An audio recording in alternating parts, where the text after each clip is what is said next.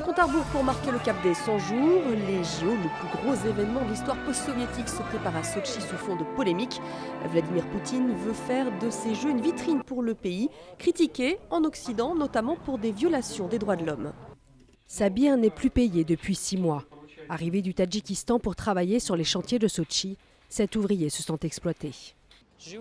Mon espoir, c'est de toucher mon salaire. Je veux rentrer chez moi. Ça fait déjà 1 an que je suis là. Je suis fatigué.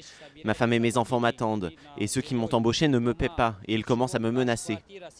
Comme Sabir, des dizaines de milliers d'ouvriers d'Asie centrale ont été recrutés pour les vastes chantiers de construction de bâtiments, routes ou ponts.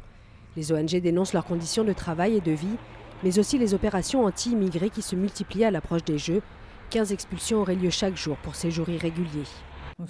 Maintenant, il y a beaucoup de raids, beaucoup d'interpellations parce qu'évidemment, à la veille des Jeux Olympiques, les autorités ont décidé de se débarrasser des gens qui sont dégoûtés par l'attitude des autorités publiques et des employeurs. Ces opérations témoignent de la montée des sentiments anti-immigrés et ultranationalistes en Russie. Mi-octobre, la police de Moscou a interpellé plus de 1000 étrangers en une journée au lendemain d'émeutes xénophobes. Des émeutes à la suite du meurtre d'un Russe par un homme originaire d'Azerbaïdjan.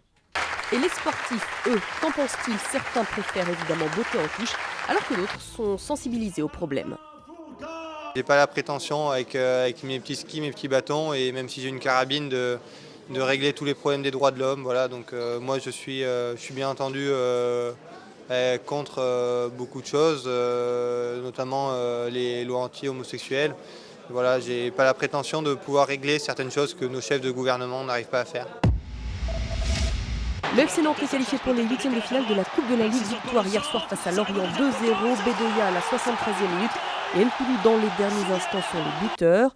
Le gros coup de la soirée pour Auxerre, la GIA l'a emporté 1-0 face à Lille. Bastia a dominé Ajaccio 1-0 lors du huis clos à Martigues. La suite, c'est pour ce soir avec Guingamp et Vian, Sochaux-Montpellier et Reims-Monaco. C'est déjà terminé pour Jo-Wilfried Tsonga, éliminé dès son entrée en lice au Masters de Paris-Bercy. Tsonga a perdu en 3 manches face au japonais Nishikori. Du coup, pas de Masters à Londres pour le joueur qui voulait tenter le tout pour le tout malgré une saison plombée par les blessures. J'étais justement posé la question de se dire est-ce qu'on continue la fin de la saison ou est-ce qu'on s'arrête maintenant. J'avais décidé de continuer et puis finalement on s'est pris au jeu parce que j'ai quand même pris des points, j'étais là à la course au Masters, donc maintenant ça va me laisser du temps pour me préparer pour la saison prochaine et puis voilà. Lui reste en course, c'est Richard Gasquet, qualifié pour le 3e tour à Paris toujours. Il a battu Fernando Verdasco mais en 3 manches très accrochées. Il a eu des balles de match dans le 2e set avant de le perdre et de s'imposer dans le 3e. Merci debout pour cette victoire en 3 manches dans la douleur.